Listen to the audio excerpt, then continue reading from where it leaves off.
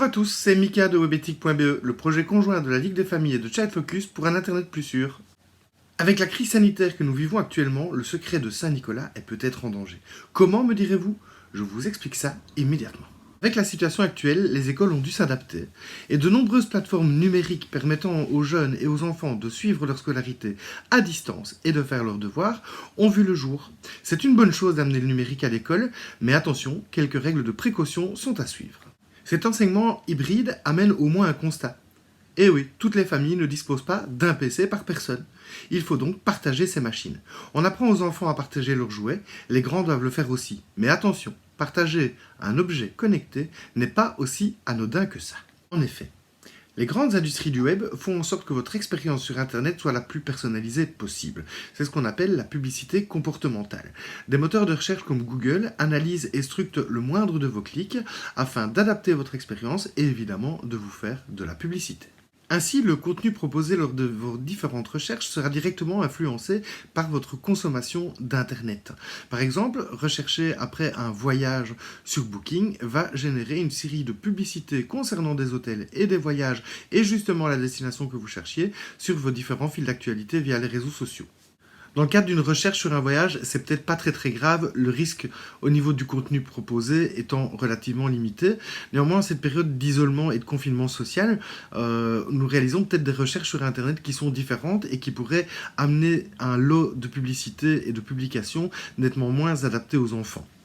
À l'approche des fêtes, nous sommes nombreux à préparer le passage de Saint-Nicolas et du Père Noël, et donc inévitablement avec tous les magasins qui sont actuellement fermés, la recherche par Internet devient incontournable. Dès lors, si vous partagez votre machine, votre PC, votre tablette ou votre smartphone avec votre enfant, il risque bien de découvrir que la véritable adresse de Saint-Nicolas, c'est pas au ciel, mais dans l'entrepôt d'Amazon. En cette période un peu triste, ce serait dommage de briser des rêves d'enfants. Sécuriser sa machine, c'est aussi de l'éducation aux médias et ça permet de protéger nos enfants et peut-être de préserver leur imagination encore quelques temps. Voici donc quelques astuces pour sécuriser vos machines et éviter le drame. Premièrement, créez pour chaque utilisateur de la machine une session et un accès différents. Cela permettra à chacun d'avoir accès à son contenu personnalisé et à garantir la protection de la vie privée de chacun.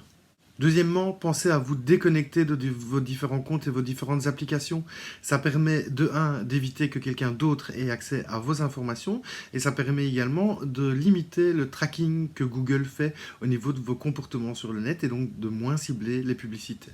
Troisièmement, en cas de recherche secrète, pensez à utiliser le mode navigation privée. Il permet de rendre inopérants les cookies et d'éviter le traçage. C'est intéressant et ça évitera d'avoir des publicités parasites ou pas sur vos différents fils d'actualité. Et pour finir, pensez à nettoyer régulièrement votre historique de navigation. Ça permet d'éviter l'hyper-adaptation de la publicité et de préserver votre vie privée par rapport à d'éventuelles intrusions. N'oubliez pas non plus, c'est important de rappeler à votre enfant que s'il rencontre un problème sur Internet, vous êtes là pour l'aider. Si vous rencontrez un souci sur Internet avec un enfant, n'hésitez pas à surfer sur webethic.be ou à appeler le 116 3x0, la ligne d'aide de Child Focus pour un Internet plus sûr. Ah, j'allais oublier. Je vous invite à taper My Activity dans Google. Vous allez pouvoir voir tout ce que Google a retenu sur vous depuis parfois plusieurs années. Vous risquez d'être surpris. Pensez à l'effacer. À bientôt pour d'autres trucs.